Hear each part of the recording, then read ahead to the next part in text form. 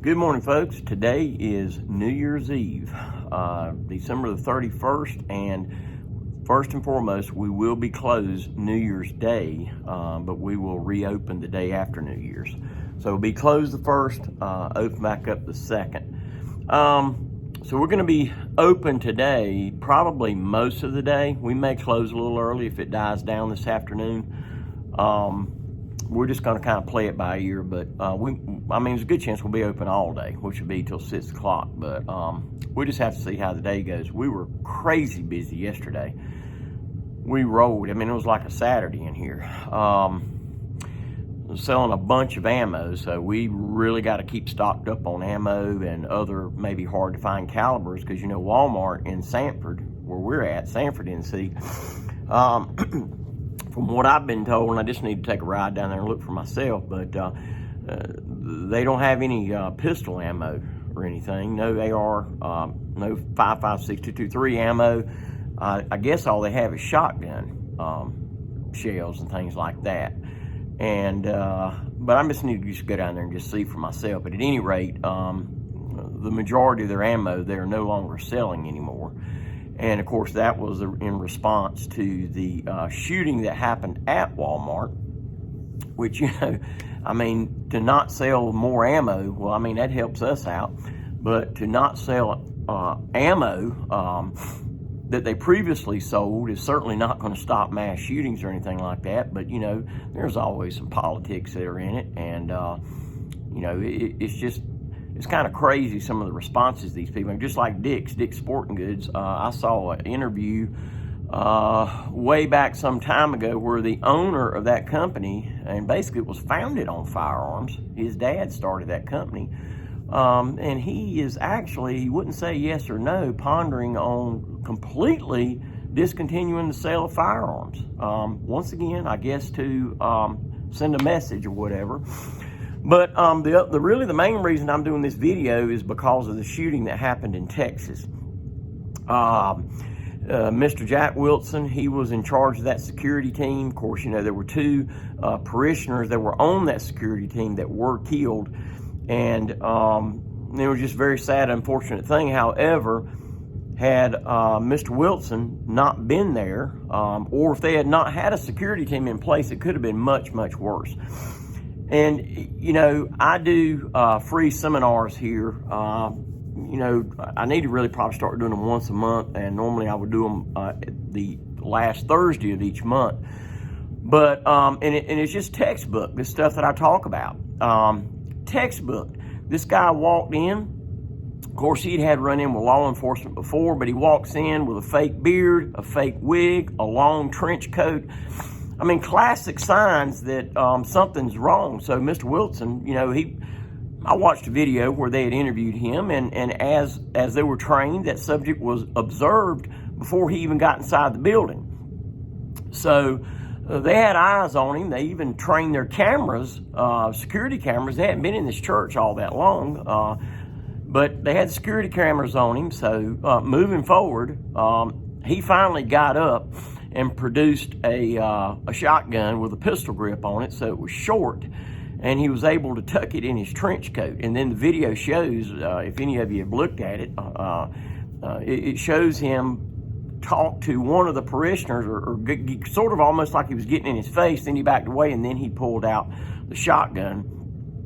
And that parishioner who was on the team and another parishioner drew their guns. I think one of them supposedly fired a shot and it went into the wall. But anyway, those two guys were killed. He shot them. It was reported that he was carrying double-aught buck in that shotgun. And then Mr. Wilson, who was in charge of the security team and also had prior law enforcement experience, and he was a firearms instructor, is a firearms instructor, he shot the subject and took him out, headshot. And he said the same thing that I say. When I do my classes, we don't teach people to take headshots. The head is smaller. It moves around. There's a time and a place for headshots, but generally we teach to shoot center mass, because this is the biggest target on the body, and this is where all the pumping organs are. But Mr. Wilson was interviewed, and he said he felt comfortable taking that shot. And also, there's something that you got to have to think about when when something like that happens in a church, when you got a lot of people in there. I think they had a couple hundred people in there. For just a moment, Mr. Wilson didn't have a clear shot. And then the people got down, and the subject turned toward Mr. Wilson, and at that point, he said he felt comfortable taking the shot. He fired one shot and killed him. So, folks, I'm afraid we're going to keep seeing more and more stuff like this. And, it just seems to be more prevalent. And, they asked Mr. Wilson, hey, well, I guess you're a hero. And he said, no, I don't see myself as a hero. I just see myself as someone that stopped evil. And, I totally agree with him. But, he made a lot of good points in there that I really hope people take wholeheartedly. And that is that, if you carry a firearm, you need to train with that firearm. Not only that, but you need to have a resolution with yourself that if the time comes where you have to produce that firearm, do you have the wherewithal to actually use it? Because, I always say, don't ever point a gun at someone unless you're prepared to use it. But, here in North Carolina, you can have a security team in a church. A church is private property. You can make your own rules up and do what you want. But please understand, I've been to many churches and helped them and consulted with them on putting security teams together. And it's disturbing when some of these churches, which is better than nothing, but some of these churches will just put together a team. The only thing they have, if anything at all, is they have a concealed carry permit. And those of you that have a concealed carry permit, the majority of that class is classroom. Very little is out on the range. And you basically just go out there and just demonstrate that you can pass the course of fire that the state requires, which is not hard at all. It's not challenging at all. There's nothing challenging about it. For some people it is, but for somebody that's carrying a gun on a daily basis to defend themselves, that's easy. That's nothing. I mean, that target's just sitting there. It's going to let you shoot at it. It's not going to move or anything like that. And yet that is still stressful for some people, folks. I'm all for putting security teams together in churches, but for God's sakes, train. I think they should have a course of fire that the person in charge of that team, that they demonstrate that they're able to pass that course of fire. I suggest the law enforcement course of fire, which is a 50-round course of fire. And it starts at the 3-yard line and it ends up back at the 25-yard line. You have to have some standard. I mean, can you imagine? Why would you want to put a team together and you don't even know how these folks shoot? And they are probably going to back you up or what have you. I want to know how all those guys shoot. And if you can't cut it, maybe you carry OC or a taser or something or whatever, but not a firearm. You should not carry a firearm if you aren't comfortable using it. And, you may say, well, that's my Second Amendment right. Yeah, absolutely it is, and I support it 100%. But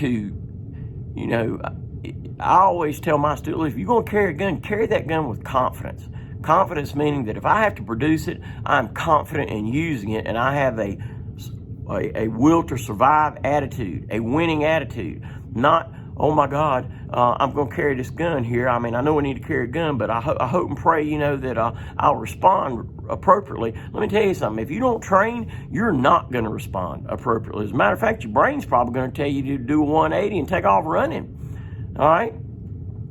You've got to train. Train. When I got into law enforcement, I was trained. I've been around guns before, but it's a different kind of training, Military, they train. All right? I mean, we hope we never have to pull that firearm out and use it to stop somebody, but we carry it because we know there's a possibility that might happen. And Mr. Wilson, he interview, it's about a 13-minute interview, and I watched all of it, and he said the same thing. He said, when we put this team together, we'd like to think that we hope that we never needed to use the firearm, but, he mentioned that when they went into the new building, I think within about a 2-mile radius of that church, there had been 5 homicides in the last 2 years. So, but I don't care if you're in the best part of town.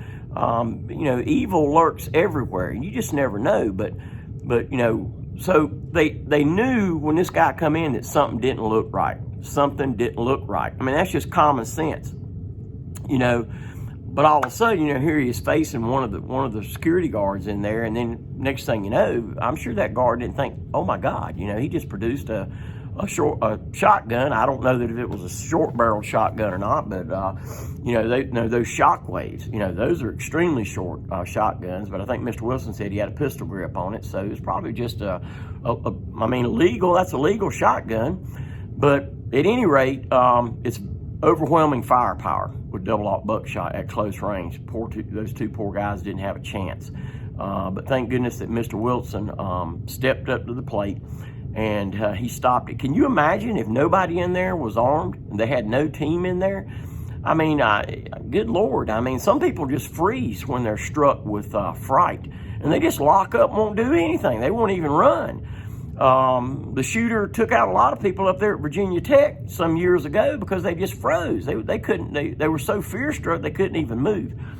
So yeah, I mean, this guy would have had to reload that shotgun, but you know, I'm sure, no doubt about it, if nobody was there to stop him, it could have been a lot worse. And I'm sure the shooter didn't expect perhaps to be confronted with guns from security guards, but he was, and he was taken out. So that's all I'm going to say about that. Is I certainly support folks having security teams in churches, because I think this is just going to become more and more and more prevalent. So,